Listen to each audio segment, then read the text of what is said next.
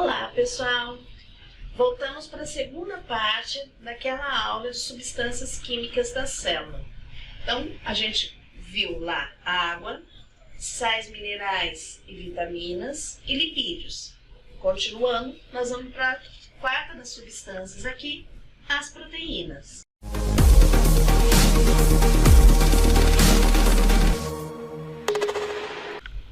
Dando continuidade a essa nossa segunda parte das substâncias químicas da célula, a gente vai para a quarta substância, que são as proteínas. Depois da água, é aquela que tem maior quantidade nas nossas células. Por quê? Basicamente, todas as estruturas celulares possuem proteínas. Nós podemos dizer que nós somos proteicos, né? Então, olha como é indicado, todas as estruturas são formadas aí. Essas proteínas, elas são formadas por o quê? Por aminoácidos. Então, olha aqui a fórmula do aminoácido. Eu tenho uma cadeia basicazinha de carbono, com um radical ácido, um radical amina, completando aqui com hidrogênio, e o radical, que é aquele que diferencia um aminoácido do outro. Nós temos mais ou menos, um pouquinho mais, de 20 aminoácidos na natureza. E o que diferencia um do outro são esses radicais, que às vezes pode ser apenas um hidrogêniozinho, como pode ser uma estrutura maior, uma moléculazinha maior do que o próprio base do aminoácido. Isso que diferencia um do outro. Os aminoácidos, eles podem ser classificados de duas formas. Eles podem ser chamados essenciais ou naturais. Os essenciais são aqueles que eu adquiro na minha alimentação. Eu não produzo e eu preciso muito deles. Por isso são essenciais. Os naturais eu já consigo fazer a produção dentro do meu organismo. Então, eu trabalho, eu construo com esses aminoácidos dentro das minhas células.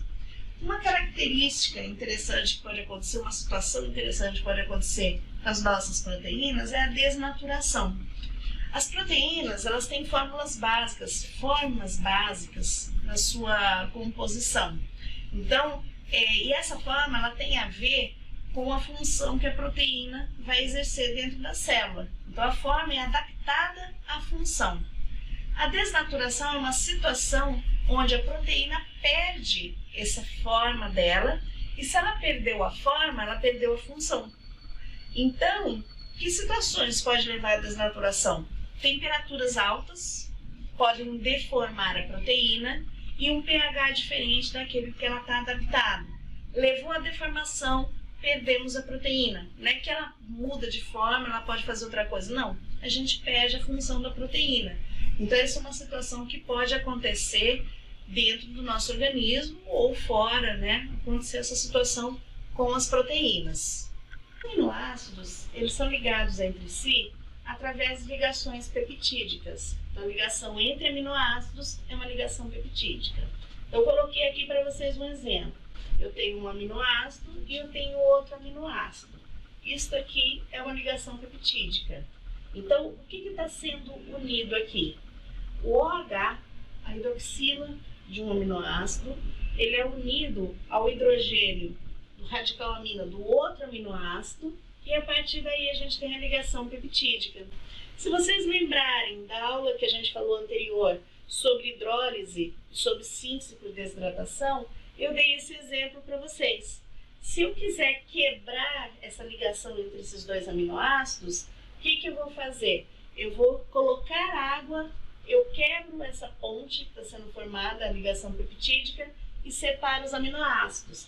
A água vai ceder hidroxila para cá e hidrogênio para lá, separa os aminoácidos. Se eu estiver juntando os aminoácidos, eu vou fazer um processo de síntese por desidratação. Eu vou tirar a hidroxila daqui, o hidrogênio dali, junto os dois, e aí eu tenho uma ligação peptídica sendo formada. Dentro das proteínas, nós temos uma categoria que são as enzimas, proteínas de uma grande importância dentro do nosso organismo. São catalisadoras biológicas. Isso significa o quê? Catalisador é aquele que faz com que a reação química ande mais rápido. Então, de repente, você ia ter uma reação que ia acontecer, mas ela é demorada. Então, para que ela ande um pouco mais rápida, você tem uma substância que entra para ativar. tipo a nossa digestão. Então, às vezes, vai levar um tempo muito grande para a digestão, o catalisador vai lá e faz com que ande mais rápido. O biológico aqui na história é porque ela mantém as características do organismo, sem aumentar a temperatura e sem gasto de energia. Então, ela faz a reação acontecer dentro de condições boas para o organismo. As enzimas, elas são específicas. Isso quer dizer o quê? Que elas agem sobre substratos específicos. Não é assim, a enzima age sobre qualquer coisa que entra no organismo ali. Não, ela vai agir sobre aqueles substratos que elas se identificam, elas são especialistas de área, elas trabalham só com aquele substrato. Então, eu tenho um tipo de açúcar, eu tenho uma enzima para aquele tipo de açúcar. E entrando nessa história da especificidade, eu tenho aquilo que é chamado de modelo chave-fechadura. Então, se vocês observarem aqui, eu fiz um desenho para vocês que ficou muito bonitinho, diga-se de passagem, onde identifica a minha chave é a enzima, a minha fechadura é o substrato.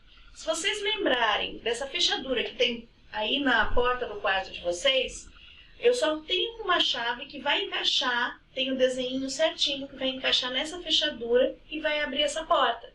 Não é qualquer chave que vai abrir. Então, é a minha chave específica. Então, o modelo chave-fechadura diz isso. A enzima é a chave certinha para aquela fechadura que é o substrato. E aí, identificando as enzimas, nos últimos tempos está sendo utilizado uma terminação ASE. Vai ficar mais fácil. Tem tanta substância em biologia, se a gente não colocar algumas coisas que facilite a vida, a gente fica sem saber o que é a substância. Você não tem necessidade de saber todas as enzimas que tem no corpo. Mas se você vê uma substância com terminação ASE, isso facilita a sua vida. Lógico que nós temos enzimas com uma nomenclatura antiga, mas nós já temos muitas com essa nomenclatura nova. Então, como funciona isso? A amilase é uma enzima que age sobre o amido. O começo da palavra é o substrato, a terminação ase. Eu tenho protease, o substrato é a proteína. Isso nos ajuda muito no nosso dia a dia. Tem os fatores que influenciam a ação enzimática. Que fatores são esses? Temperatura. A gente viu em proteína que temperaturas elevadas pode levar à desnaturação. Então, a enzima funciona a mesma coisa da proteína. Só que a gente percebe o seguinte, cada enzima tem a sua temperatura ideal, né? Que normalmente tem a ver com o organismo que ela está. Então, a gente percebe que conforme a temperatura ela vai aumentando nesse organismo, sem que leve a nenhum prejuízo dele, e torne-se a temperatura ideal da enzima, a ação enzimática ela vai aumentando. Então, aumenta a temperatura até chegar ao ideal, a atividade enzimática também aumenta. Então, a gente percebe isso acontecendo. Se subir muito essa temperatura, se for brusca, o que vai acontecer? Vai ter desnaturação, com certeza. O pH também é um fator, como a gente viu lá na proteína aqui também. O que a gente percebe é o seguinte, a enzima também tem um pH ideal, que tem a ver com o local que ela se encontra no organismo. Então, o pH é daquele local, ela é daquele local, vai ser o ideal dela, um pH ácido, tipo do estômago. Se o pH for neutro, vai ser o ideal para ela. Se o pH for básico, tipo do intestino, vai ser o ideal para ela, certo? Então, o pH do local é o pH ideal dela. Se ocorrer uma alteração de pH, ela pode deixar de agir ou pode levar também à desnaturação. Então, esses são os fatores que alteram a atividade enzimática. O outro grupo de substâncias que a gente tem, o quinto grupo, são os carboidratos, que são os açúcares. Então, os carboidratos são fonte de energia também, mas normalmente são uma fonte de energia mais rápida, uma ação mais rápida. Temos também reserva, mas normalmente é uma ação mais rápida. Existe uma classificação de carboidratos. Os monossacarídeos são os mais simples, são aqueles que são usados rapidamente pelo nosso organismo. A glicose se enquadra aí. Os disacarídeos são aqueles formados por 2 monossacarídeos. Normalmente eles têm que ser quebrados no nosso organismo para ser utilizado. Exemplo, a sacarose, que é o açúcar que a gente utiliza no café da manhã, aquela coisa toda. Ele é formado por uma glicose mais uma frutose. O terceiro carboidrato que a gente tem aí são os polissacarídeos, que são maiores, são formados por vários monossacarídeos. Eu tenho dois tipos de polissacarídeos. Aqueles de reserva, que fica guardado numa hora de necessidade, o amido nas plantas, o glicogênio na gente. E eu tenho os estruturais, que fazem parte da estrutura das células. A celulose nas plantas e a quitina também nos animais. O último grupo de substâncias que a gente tem são os ácidos nucleicos, que seria aqui, DNA e RNA.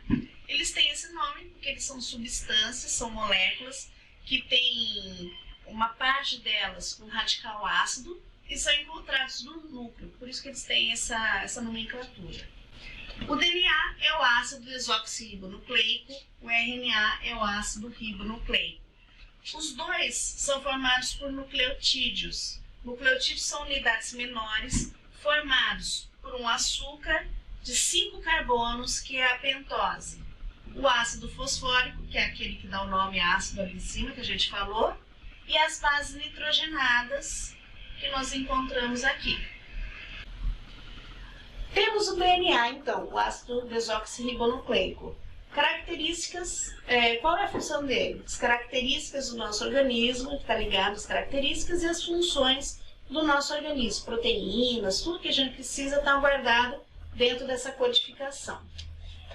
Então, ele é formado por um nucleotídeo, a pentose dele, aquele açúcar com 5 carbonos, é chamado de desoxirribose, o ácido fosfórico e as bases nitrogenadas, adenina, timina, citosina e guanina. A molécula do DNA, ela é aquela dupla hélice que a gente já está acostumado a conhecer. Então, o que a gente vai perceber? De um lado da hélice, eu tenho os nucleotídeos de cabecinha para cima, viradinhos para cima, e do outro lado da hélice, eles estão de cabecinha para baixo, viradinho para baixo aí, os nossos nucleotídeos. As bases nitrogenadas, elas são complementares, elas se equilibram. Então, eu tenho a adenina, sempre vai estar ligada com a timina, e a citosina com a guanina. Então, o que a gente vai perceber? Do lado que eu tenho os meus nucleotídeos de cabecinha para cima, eu tenho um sequenciamento de bases nitrogenadas. Do outro lado, eu tenho as bases nitrogenadas complementares. Então, se aqui eu tenho adenina, do lado de lá eu tenho timina. Se eu tenho citosina, o outro lado guanina. Se eu tenho timina, adenina, e assim vai. Sempre esse sequenciamento. Ou melhor, sempre essa complementação. E eles são ligados entre si, essa pontezinha que eu coloquei em vermelho, são os pontos de hidrogênio. Na realidade, são moléculazinhas de água. Então, eu tenho nucleotídeos com bases complementares ligados por pontos de hidrogênio. Essa seria a configuração do meu DNA. E o meu RNA, a função dele é de síntese proteica. Tudo que tiver a ver com produção de proteína, o RNA está no meio. Também formado por nucleotídeo, só que a pentose dele, o açúcar dele é uma ribose, é chamado de ribose. Ele tem o ácido fosfórico e as bases nitrogenadas. As bases que eu encontro no RNA é adenina, uracila, citosina e guanina. Vocês percebem que a uracila entra no lugar da timina, aqui na história. E ele é bem menor do que o DNA e só uma fitinha de nucleotídeos, como eu desenhei aqui para vocês. Então, adenina, uracila, citosina, guanina não tem bases complementares, ele é uma sequência só.